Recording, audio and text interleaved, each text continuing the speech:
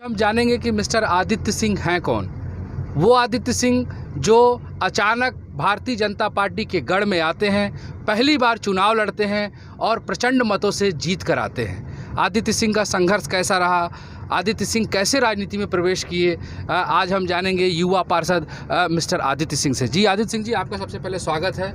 जी नमस्कार जी, जनता जानना चाहती है कि आपका जीवन संघर्ष कैसा रहा।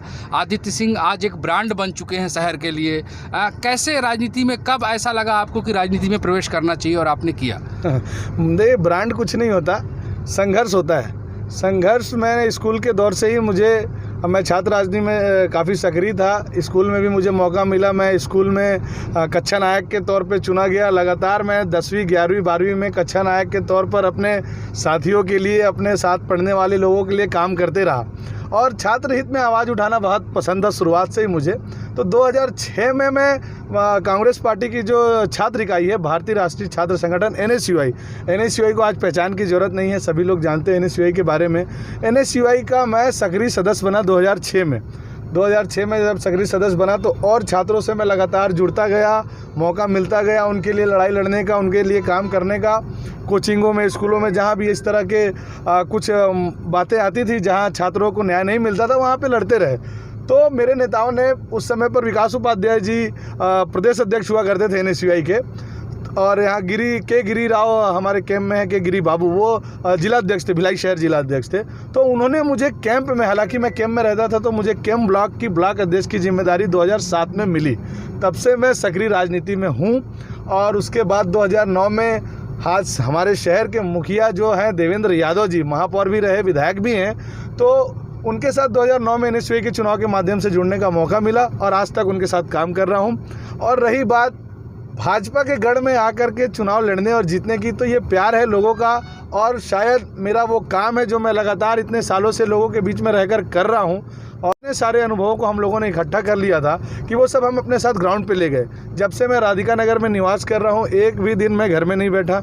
हम सौभाग्यशाली भी हैं और दुर्भाग्यशाली भी समझते हैं कि कोरोना ने आकर के देश भर में ऐसी हलचल मचाई। सौभाग्यशाली इसलिए कि लोगों की सेवा करने का मौका मिला, काफ़ी लोगों तक पहुँचे, घर घर गए, लोगों की सेवा की, लोगों के बीच में पहुँचे, तो लोगों को एक उम्मीद बनी कि आदित्य सिंह आए हैं और कुछ कर रहे हैं। जब लोग घर में हैं तो ये बाहर निकल कर काम कर रहे हैं, हमारे साथ खड़े हैं। आयुष्मान कार्ड की योजना हो, राशन कार्ड की योजना हो, या कोरोना में घर घर दवाई पहुंचाने, ऐसी सारी योजनाओं का लाभ मैंने लोगों को दिलाया। उसी का परिणाम है कि 8 महीने, केवल 8 महीने में राधिका नगर की जनता ने मुझे सिरोधार जीत दिलाया। इतनी बड़ी जीत, मुझे लगता है 70 वार्डों में सबसे अच्छी और बड़ी जीत मैं मानता हूं अपनी जीत को, कि भाजपा के गढ़ में मुझे इतने अच्छे से चुनाव जीतने का मौका मिला और लोगों की सेवा करने का मौका मिला। जी, इस चुनाव के दौरान आपको सबसे अलग कुछ ऐसा लगा हो कि बड़ा टास्क है ये मेरे लिए, चूँकि नया वार्ड था आपके लिए, नए लोग थे, किस तरह से आपने इस सफ़र को तय किया? हाँ, ये टास्क बहुत बड़ा था मेरे लिए, क्योंकि मैं जहाँ से लड़ रहा हूँ वो परिसीमन में 2 वार्डों को मिलाकर के बना है। तो पहला जो राधिका नगर के जो लोग हैं, उनकी मानसिकता मुझे पूर्व से ऐसे मेरे सीनियरों से जानकारी मिलती रही कि वो बीजेपी के लोग हैं, बीजेपी के वोटर हैं, उनको डाइवर्ट करना बहुत कठिन होगा। लेकिन हमने प्रयास किया, अपने काम के माध्यम से लोगों के बीच में जगह बनाई, दिलों में जगह बनाई और सफलता मिली। और जो दूसरा हिस्सा है हमारे में फरीद नगर का, वहाँ पहले से ही कांग्रेस की पार्षद थी, उनकी भी नाराज़गी थी, थोड़ा एंटी इनकम्बेंसी भी रहता है, पहले से महापौर भी थे कांग्रेस के। तो ये सब चीज़ों को हम लोगों ने लिया युद्ध के स्तर पे कि भाई नहीं, ये टास्क है हमारे लिए, और किया। परंतु मुझे लगता है भाजपा ने जो प्रत्याशी उतारा वो बेहद ही ज़्यादा पैसे वाला प्रत्याशी उतारा, जो पैसे की तरह हवे में ही रहे, जैसे नोट उड़ाते हैं ना, वैसे ही वो भी उड़ते रहे हवे में, और उड़ते उड़ते वो उड़ गए। और हम लोगों को मतलब 75% वोट मिला राधिका नगर वार्ड का, तो मैं अपने आप को सौभाग्यशाली मानता हूं, जनता ने मुझे मौका दिया। जी, एक सवाल है जनता का। चुनाव के दौरान आपके खिलाफ काफ़ी पर्चियाँ बटी, काफ़ी पर्चे बटे, काफ़ी FIR की बातें आ रही थी कि पूर्व में कई FIR है आपके ऊपर, तो उसको लेकर आप किस तरह से जनता को बताना चाहेंगे? ये सारे FIR तो वाजिब FIR है, मैं तो स्वीकार करता हूँ। मैंने चुनावी घोषणा उसमें दिया था, शपथ पत्र में। हमारे ऊपर जो मामले हैं, चूँकि मैंने आपको बताया कि मैं छात्र नेता रहा हूँ, तो छात्र नेता का फर्ज होता है लड़ाई लड़ना। मैंने लड़ाई लड़ी है, उसके लिए मेरे ऊपर FIR दर्ज हुए। छात्र हित में मैंने आंदोलन किया, चक्का जाम किया, कॉलेजों का घेराव किया, यूनिवर्सिटियों का घेराव किया, तो वो सारे केस जो हैं, जो पढ़ी लिखी जनता है, वो तो मुझे आकर ये भी बोले कि अरे बेटा जो काम करता है उसके ऊपर धाराएं लगती है, तो वो सब जनहित में था।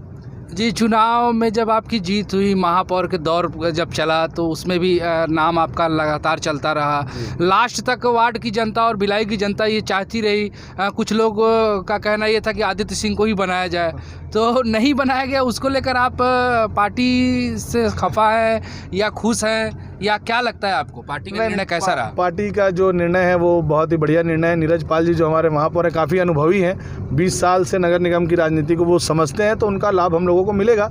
हाँ, मेरा नाम जरूर चल रहा था, क्योंकि हम लोगों ने जो चैलेंज लिया था राधिका नगर से, और जो काम करके अभी तक लोगों के बीच में अपनी जगह बनाई है, उससे शहर को उम्मीद थी कि एक युवा प्रत्याशी फिर से रिपीट हो सकता है। जैसे पिछली बार 2 चुनाव में हमने देखा है, महापौर और विधायक के चुनाव में भिलाई ने युवाओं के नेतृत्व को स्वीकारा है। इस बार भी माननीय मुख्यमंत्री भूपेश बघेल जी ने जितने भी युवाओं को, NSUI हो, यूथ कांग्रेस हो, जहां से भी टिकट दिया, सभी लोग जीत कर आए हैं। तो एक उम्मीद थी कि हम लोगों को बड़ी जिम्मेदारी मिल सकती है, और नहीं मिली तो हम इसको एक्सपीरियंस के तौर पर लेते हैं कि आने वाले समय में हम लोगों को जरूर मौका मिलेगा। जी, बहुत बहुत धन्यवाद। ये थे मिस्टर आदित्य सिंह जी, युवा पार्षद और प्रचंड मतों से भाजपा के गढ़ से जीत कर आने वाले प्रत्याशी थे ये। हमने इनसे बातें की, कुछ सवालात थे जनता के, जिसका हमारे चैनल के माध्यम से आज उस सवालातों का जवाब मिला है। मैं मनीष चौबे, कैमरामैन फराज के साथ।